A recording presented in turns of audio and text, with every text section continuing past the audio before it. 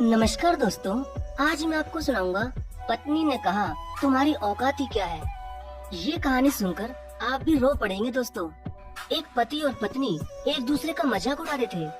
आज उनकी एनिवर्सरी थी और कई लोग उनकी एनिवर्सरी की पार्टी में उनके घर आए हुए थे और इतने लोगों के बीच वो दोनों ही एक दूसरे से बहस कर रहे थे। तभी बहस करते करते न जाने कब बात बिगड़ने लगी। अब मजाक करते हुए वो दोनों ही एक दूसरे की बेइज्जती करने लगे और वो एक दूसरे को सबके सामने नीचा दिखाने लगे और पार्टी में आए हुए सभी लोग उनकी लड़ाई का तमाशा देखकर बहुत ज्यादा खुश हो रहे थे, मगर किसी ने भी उनको रोकने की जरा भी कोशिश नहीं की, बल्कि उनको देखकर सभी मेहमान खूब हंस रहे थे। तभी अचानक उसकी पत्नी ने सारी हदें पार कर दी और पत्नी ने पति को ये कह दिया कि मेरे आगे तुम्हारी औकात ही क्या है, और उसने अपने पति के एक जोरदार थप्पड़ मार दिया। इसके बाद ही पूरी पार्टी में सन्नाटा सा छा गया। पास में हंस रहे सभी लोग एकदम चुप हो गए। पति की भी सबके सामने बेइज्जती हो चुकी थी, क्योंकि पति एक गरीब परिवार से था और वो अपनी पत्नी के पिताजी की ही कंपनी में एक बड़ी पोस्ट पर काम करता था। इसलिए पत्नी ने आज अपने पैसों के घमंड में अपने पति को थप्पड़ मारकर सबके सामने उसकी बेइज्जती कर दी। अब शायद बात तलाक तक आने ही वाली थी, तभी अचानक उस पत्नी की एक पक्की सहेली उसके पास आई। वैसे पत्नी का नाम रिया और पति का नाम राज था।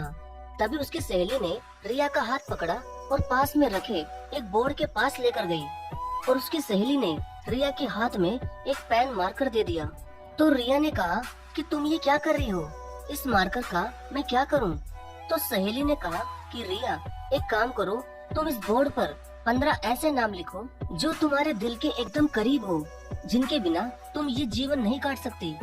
तभी रिया ने नाम लिखना शुरू कर दिए।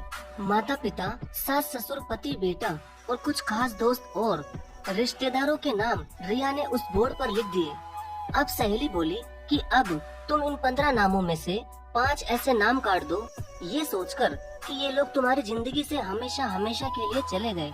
तभी रिया ने दोस्तों के नाम हटा दिए, लेकिन नाम हटाने में उसे थोड़ा दुख भी हो रहा था, लेकिन उसने ज्यादा नहीं सोचा। फिर सहेली बोली ठीक है, अब एक काम करो, इनमें से 4 नाम और हटा दो। अब पूरा माहौल बदल गया था, सबके चेहरों पर टेंशन थी, आखिर ये हो क्या रहा है। लेकिन रिया ने उनमें से 4 रिश्तेदारों के नाम भी हटा दिए। अब बचे सिर्फ रिया के माता पिता, सास ससुर, पति और उसका बेटा। सभी लोगों की नजर उस बोर्ड पर थी कि अब आगे क्या होने वाला है। तो सहेली ने फिर से कहा कि रिया, इनमें से अब तुम 2 नाम और हटा दो। ये सुनकर रिया को दिल में घबराहट हुई कि अब मैं किसका नाम हटाऊं, क्योंकि सब अपने ही हैं। लेकिन सहेली के कहने पर उसे 2 नाम हटाने थे। तो उदास चेहरे और माथे पर पसीने के साथ वो अपने सास और ससुर का नाम हटाकर बोली कि उन माँ बाप का नाम मैं नहीं हटा सकती जिन्होंने मुझे जन्म दिया है। प्लीज मुझे माफ करना राज। राज ये सब देख रहा था, लेकिन वो कुछ भी नहीं बोला। तो सहेली फिर बोली कि अब बचे तुम्हारे माता पिता, पति और बेटा। अब एक काम करो, इनमें से 2 नाम और हटा दो। अब रिया ने रोना शुरू कर दिया कि एनिवर्सरी का दिन है और मुझसे ये क्या करवाया जा रहा है। लेकिन सहेली बोली कि नाम तो हटाने पड़ेंगे। अब रिया ने बोर्ड की तरफ देखा तो उसका दिल जोर जोर से रोने लगा कि अब ऐसे कैसे मैं किसी का नाम काट सकती हूँ। लेकिन फिर रिया खूब रोती हुई अपने दिल पर पत्थर रखकर उसने अपने माता पिता का नाम हटा दिया और बोली कि मुझे भगवान कभी माफ नहीं करेंगे। अब रिया रोती ही जा रही थी और राज की भी आंखों में आंसू आने लगे थे और वहाँ खड़े सभी लोग अब बहुत भावुक हो चुके थे। तभी सहेली बोली कि रिया रोना बंद करो और उठो। अब इस बोर्ड पर सिर्फ 2 नाम है, तुम्हारा पति और बेटा। इन दोनों में से तुम्हें किसी एक को ही चुनना होगा। अब बताओ रिया, तुम किसको चुनोगी? ये सुनकर रिया खूब रोती हुई अपनी सहेली से बोली कि प्लीज बंद करो ये सब। लेकिन सहेली नहीं मानी और बोली उठो रिया, तुम्हें एक नाम तो हटाना ही होगा। तभी 15 मिनट सोचने के बाद रिया ने आंखों में आंसू लिए अपने बेटे का नाम उस बोर्ड से हटा दिया। राज देखता ही रह गया। सब लोग शॉक्ड हो गए और सब ये सोचने लगे कि ये रिया ने क्या कर दिया। एक माँ होकर उसने अपने बेटे का ही नाम हटा दिया। तब सहेली ने भी रिया से पूछा कि तुमने ऐसा क्यों किया? एक माँ होकर अपने बेटे को ठुकरा दिया और अपने पति को चुन लिया, ऐसा क्यों किया तुमने?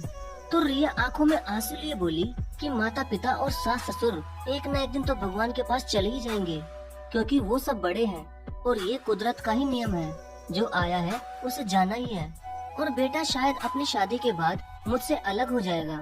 हो सकता है बुढ़ापे में वो मुझे आश्रम भेज दे, हो सकता है मेरी सेवा करे, या ऐसा भी हो सकता है कि वो मुझे घर से ही निकाल दे, क्योंकि आजकल की जनरेशन का क्या भरोसा। अब रिया खूब रोने लगी और रोते रोते अपने पति राज के पास जाकर बोली कि इन 15 लोगों में से मैंने अपने पति को इसलिए चुना है क्योंकि वो मुझे कभी नहीं छोड़ेगा और आखिरी सांस तक वो मेरा साथ देगा और मेरी रक्षा करेगा, मेरी देखभाल करेगा, मेरी हर जरूरत भी राज ही पूरी करेगा। यहाँ तक कि मेरी हर जिद भी मेरा पति राज ही पूरी करता है। राज की आंखों से कब आंसू निकल गए उसे पता ही नहीं चला। पूरा माहौल बदल चुका था। जितने भी लोग उधर मौजूद थे सब रोने लग गए।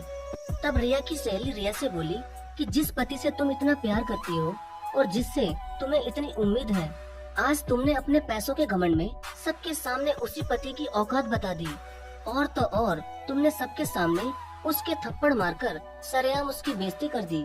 सहेली की ये बात समझते ही रिया जोर जोर से रोती हुई अपने पति राज से माफी मांगती है। तभी राज भी उससे माफी मांगते हुए ये कहता है कि गलती मेरी भी है रिया। तभी उस दिन दोनों को ही एक दूसरे के प्यार की कीमत का एहसास हो गया और ये एनिवर्सरी उनकी यादगार बन गई। तभी रिया ने भी अपनी सहेली को थैंक्स कहा, क्योंकि दोस्तों रिया की सहेली ने ही उनको सही रास्ता दिखाया, वरना बाकी सब लोग तो अक्सर पति पत्नी की लड़ाई होने का इंतजार करते हैं और उनकी लड़ाई के खूब मजे उड़ाते हैं। तो दोस्तों ये कहानी आपको कैसी लगी और इस कहानी से आपको क्या सीख मिली, प्लीज कमेंट करके जरूर बताएं। हमें आपके कमेंट और लाइक का हमेशा इंतजार रहता है। धन्यवाद।